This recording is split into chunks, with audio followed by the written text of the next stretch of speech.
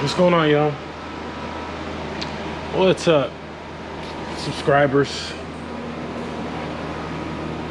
So I've been slacking on everything, slacking on the videos, and I'm sorry, but I'm motivated. Shout out to my boy Cool Cars KJ and his video showing how much money he made with YouTube over a year, 10 grand. That's an amazing achievement to just film stuff that you were doing anyway and get paid for it. So I'm not quite there yet. I think, honestly, to be transparent, I think I've made maybe 50 bucks so far. So, you know, it's cool, but I don't have as many subscribers as him.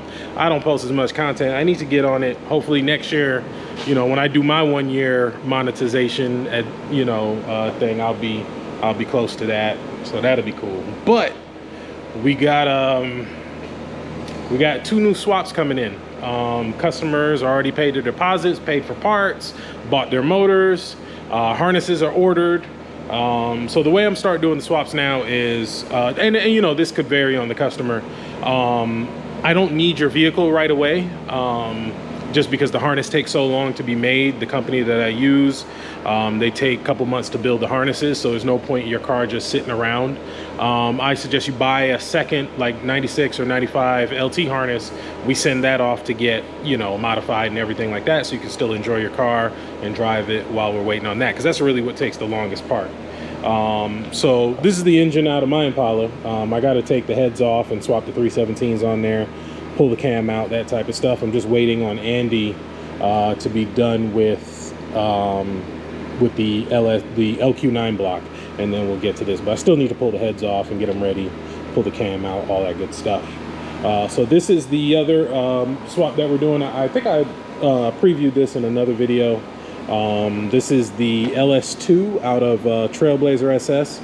Dead giveaway is the big hole in the oil pan. The axle actually slides through the middle of the oil pan.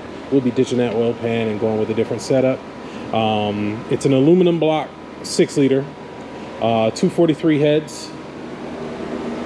Same, so basically these heads are the same as these 799s. It's a different casting number, but the heads are virtually the same. So you can see, and this engine, I think just by itself puts out about 400 horsepower. So we're going to be doing a stage 3 cam in it. We're doing a 4L80 behind it, which I have the 4L80 right here. Boom! Freshly built 4L80 ready to go. Just waiting on the stall to come in. So we got that going. So right now I'm just pulling the heads off. I'm pretty sure Andy's going to be ready with the LQ9 pretty soon. So I want to get these heads off and ready to go. So when I pick up my engine, the block, I can drop these heads off. And I got, you know what, let me show you.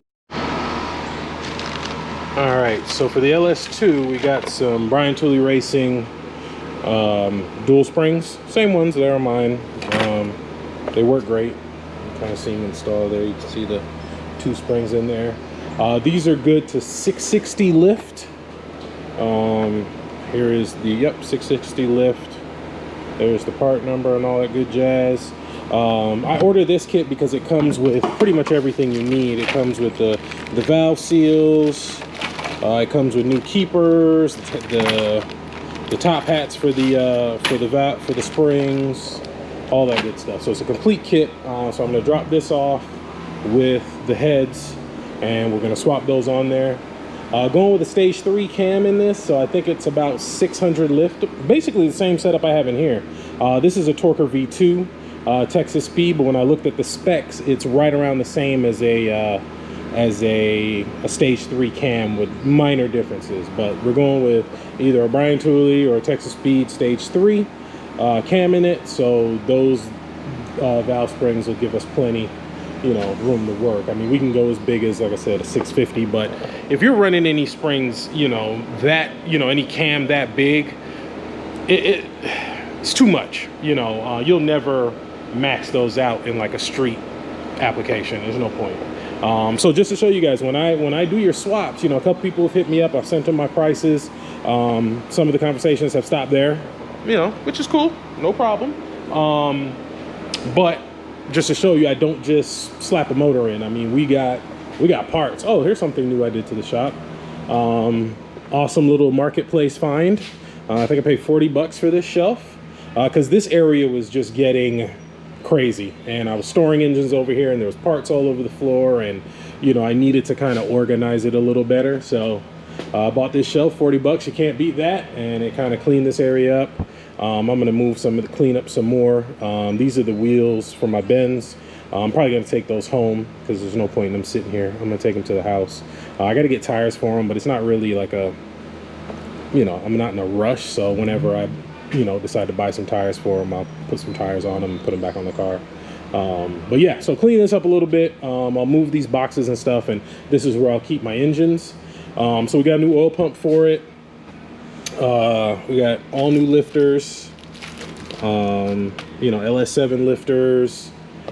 These are all the coil packs and stuff for it. You know, so I got, you know, I got parts everywhere. So when I do the swaps, I don't just slap the motor in. I go through it, I do the oil pump. Even if I don't do take the heads off and do the lifters, I at least do the oil pump, timing chain, stuff like that. So this engine's gonna get the whole treatment. We're gonna pull the cover off. I'll get a new cover for it, new seals, new front seal, new rear seal. It's good getting an F-body oil pan, new oil pan gasket. So seal it all up real nice. And then, like I said, we're gonna get the heads done. Take them to Andy, have him go through them, make sure the guides are good. Swap the springs over, clean them up real good, resurface them, the whole night. So they'll be ready to go, nice and fresh when it comes time to put them, you know, put the engine back together. So that's what we got going on today. So I'm gonna pull the heads off, show you guys how the pistons look, and we're gonna check it out. I mean, it was pretty clean. This is the valve train I pulled out of it so far. I mean, some of these push rods look really good.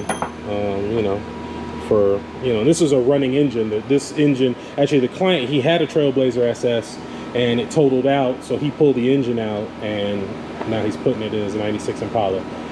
So that's what's going on here. So, and we still got Kevin's truck in the shop, almost done. Engine's in, just gotta bolt it up to the transmission and put it back together and get it out of here. This is the old engine here.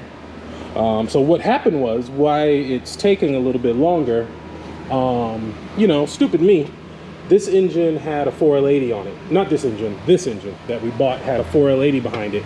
Came out of a van. That 4L80 is actually in my Silverado. So when we were dropping the motor in, I was like, oh, we'll just leave the same flywheel on there. And if you know what happened, of course it didn't line up. So we had to pull everything back apart because we had it all bolted up, ready to go. So we ended up having to pull it back apart and take the flywheel off of the old engine, put it on there, and we got it on there. Jake put it on there for me, so just got to put the engine and trans back together and get it done so we can get this thing the hell out of here. I got one more motor swap to do for my boy Randy, who's building my transmission. I gotta do a Trailblazer inline 6. That should be quick and easy. Pull the whole transmission, everything out, put it together, drop it right back in, get it out of here. And then we should be, you know, we should be relatively good. Swap from hell, coming along quite nicely. Swapped over to the LS Simple brackets. So we got the LS Simple bracket installed, power steering pumps installed. I just got to run the lines for the power steering pump, harnesses on there. Run the heater core lines, get rid of that stupid whatever they got going on there. Run the heater core line so my boy has heat. I have to get him injectors. I stole his injectors to use for another project. I know. But I'm gonna give him my injectors that came off of my engine, because I need to go with bigger injectors because of the bigger cam that I have and everything like that, especially now. I need to run bigger injectors. The old injectors were running, I want to say like 90% duty cycle. They were running pretty high. They were almost maxed out. I don't remember the exact, but I want to say it was like 96 or 95% duty cycle. So my tuner said, you know, look into getting some bigger ones. So I'm going to get maybe some 50 pound or 44, I think, pound injectors. So I'm going to give him these injectors off of mine. I know they're good. This is my intake. So I'm just going to give him these injectors, put them on this engine, and he'll be good to go. So it's almost done. I mean, it's not much left. O2 sensors are coming Friday. So yeah, power steering pump stuff, put the intake on, plug everything up, and try to start it. That's basically where we are. So it's coming along nicely. So, and man, Murphy, I mean, I'm telling you, this guy Murphy is the best. So this car had the Corvette setup, Corvette accessories and everything like that, and it was all trash. If you didn't know, the Corvette alternator is wider than the truck alternator and the LS1 alternator. It has a wider, you know, it's just wider. Of course, he makes a bracket for it, so it fits perfectly. So we'll get that wrapped up. So not much left to do as far as the engine bay goes. Once I get all that done in there, good, get the harness hooked up, then we'll tackle what's going on under there. So I'm rambling, kind of hungry, but I'm probably gonna leave, go get something to eat, come back, pull these heads off, and then we'll go from there. All right, got all the head bolts out. I went, got something to eat. Waiting on somebody to pull up right now. Just got to change some AC stuff. I hate doing AC, but it's for a friend, so. I already changed the compressor, I already changed the dryer. So I'm trying to get my makeshift tripod. I just use the jack and I stick the GoPro in here. So you can kind of see the reveal of when the head comes off. Let me just get a good, I think that's a good angle. All right, let's see. Oh yeah. Well,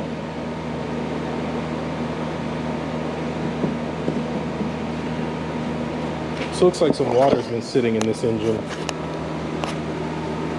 Right in here, but it's not bad. It can be cleaned up. I think it'll be fine. Head gasket looks good. I don't see any leaking or anything on it. So flat top pistons. So we'll trash these. We don't need these. Boop. All right. Let me pull the other head off, and we'll take a look and see how that one looks. But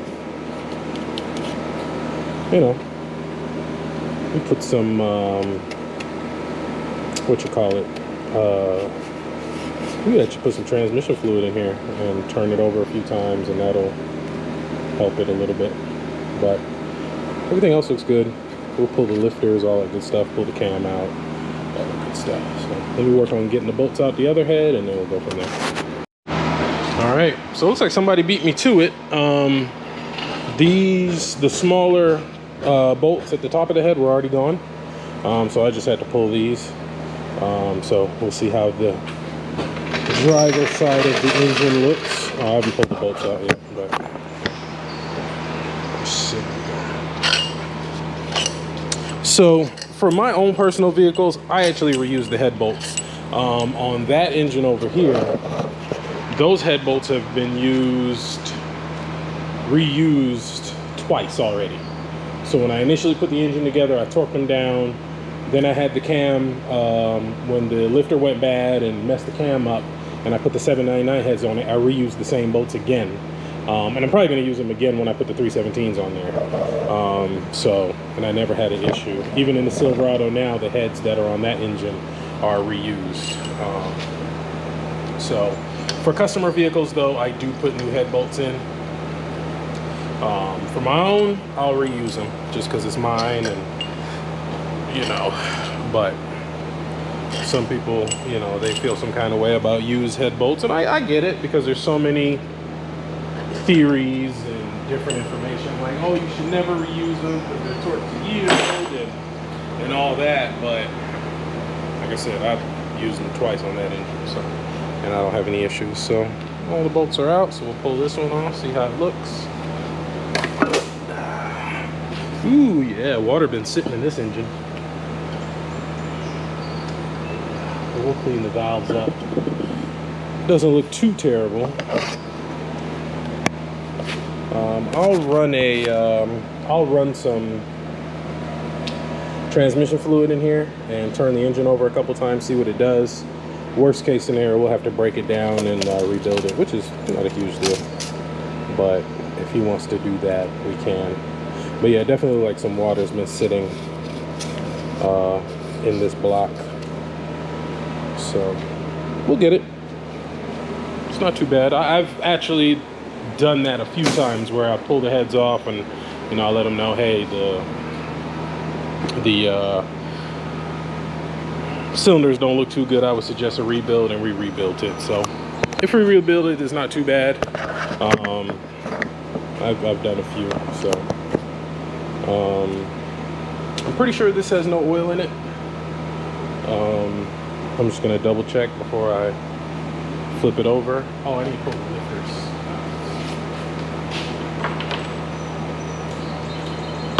Pull the lifters out, see how they look.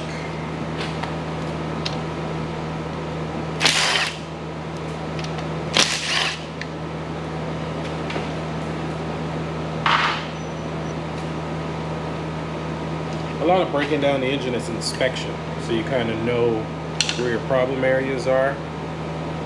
These lifters look good, but we're gonna put new ones in there anyway. But if I was just doing a I mean, I guess technically this is just a cam swap that I'm doing, but if like the engine was still in the car or something and we were just swapping the cam, you know, maybe I would leave these. But these lifters actually look really good. There's nothing on them. I mean, no pitting, no nothing. Nothing about that time. So that lets me know the fact that there's no pitting, nothing on it. That lets me know that the cam is probably good. This one's got a little line on it. We'll see.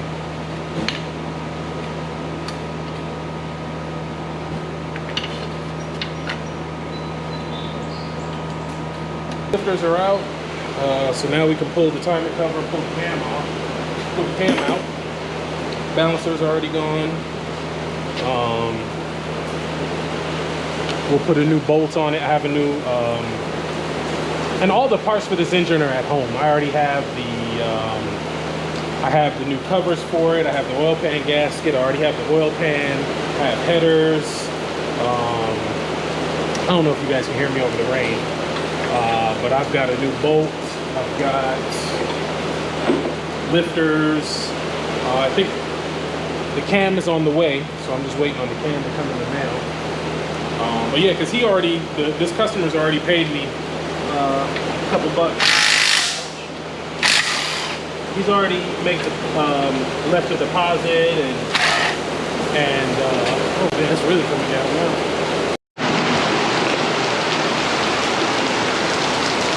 Yeah, it just started coming down.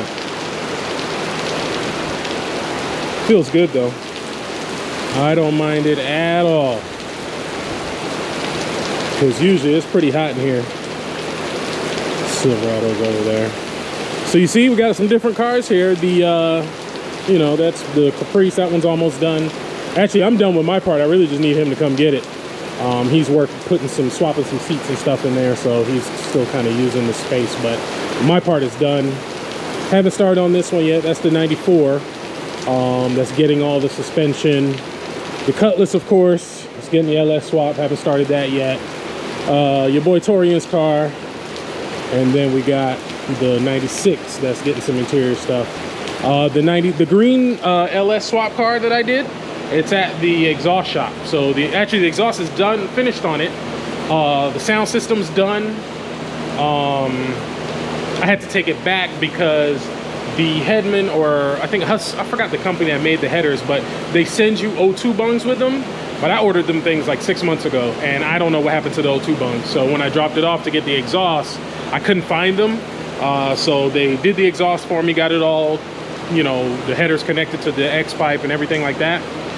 But then I had to order some O2 bungs from Amazon, and I had Torian drop it off yesterday. And so they did it, it's ready for pickup, but Torian has my trailer. He went to Louisiana to pick up a car for Carlos Miller. So he's actually on his way back. He should be here in probably a couple hours. and then we'll pick it up, bring it back to the shop. But that car is pretty much done. Now I got the O2 sensor bungs. I just ordered the O2 sensors. They'll be here Friday. We'll get the O2 sensors in it. Hopefully that'll make it run a little better. I fixed the throttle cable. Sound system sounds amazing. Shout out to my boy Adam Moffitt out in Columbus, Georgia. I'll put his Instagram on there. He built the box for it. And I'll be honest, when he actually built 2 boxes for me. And one was supposed to be for my car, and then one was gonna be for that car. The box he built, they were too small for the speakers I was gonna be running, and it didn't fit the way I wanted to fit. So honestly, at first I wasn't happy, but I was like, you know what? It is what it is. You know, he built the boxes. They weren't terrible looking boxes. They just wasn't what I wanted. But I'd already paid them. You know, it's no ill will. It's no, you know, I may use them for another project later on down the line. So when I installed the box in that car, I wasn't sure how it was gonna sound.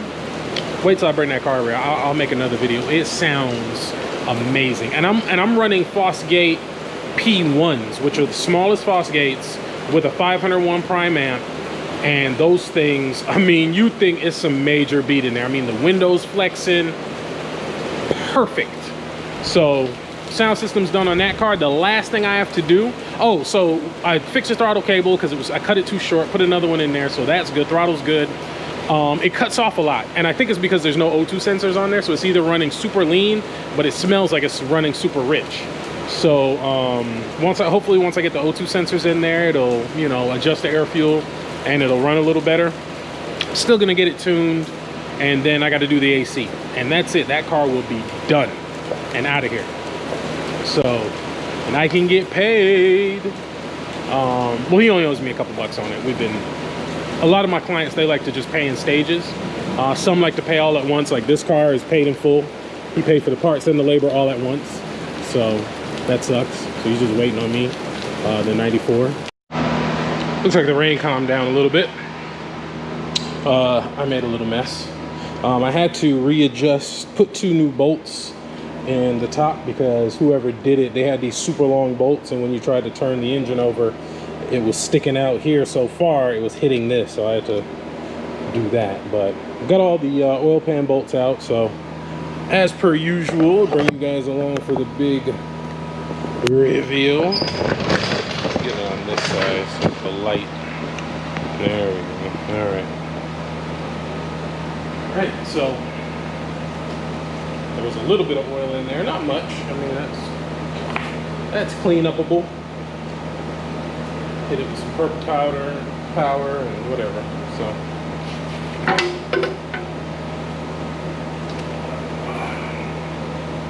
yeah, it's pretty good. A little sludgy, but that's to be expected. We'll pull this off, pull the oil pump off, pull the cam, do all that. So 10 millimeter for this.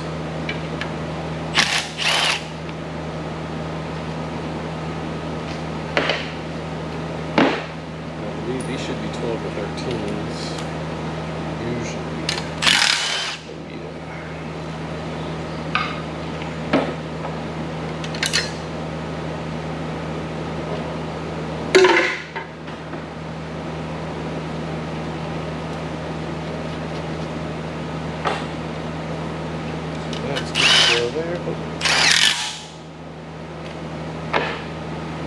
Pull the oil pump off because we're replacing this. Just good insurance. I mean, it's not. This one's probably putting out good pressure, but it's but pretty much rule of thumb is if you're in there, you might as well. That comes off like that. Now this would be my first LS2 that I'm going in, so a lot of this stuff is new to me. With the timing chain and the 1 bolt cam and stuff like that. This is all very new to me. Most of my experience, you know, is in Gen 3. So it's so we got those star bits and then we'll pull the cam out. So it's usually 3 bolt cams and stuff like that. So, you know. We're in uncharted territory here.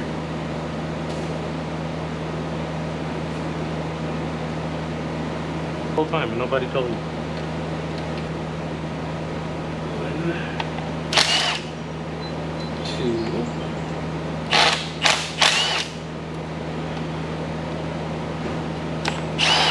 That was pretty easy.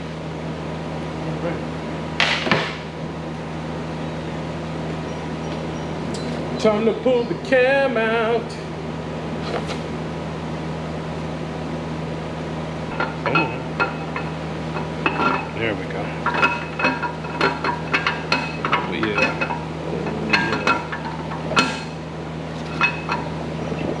Yeah. Alright, that's that guy. So it's a stock cam, you can tell. You know, if it was an aftermarket cam, it would have the company and sometimes it would have a part number and stuff, but I'm pretty sure it's a stock cam. So lobes are pretty well worn, but there's no pitting or any grooves or anything like that, so it's still a good cam, still a usable cam. So maybe we'll save this for something later. All right, we got it all apart, completely broken down. Flipped it back over. All the fluid was coming out of there, the oil pressure, where the oil pressure thing is. So yeah, I mean, this is it. LS2 aluminum block, broken down.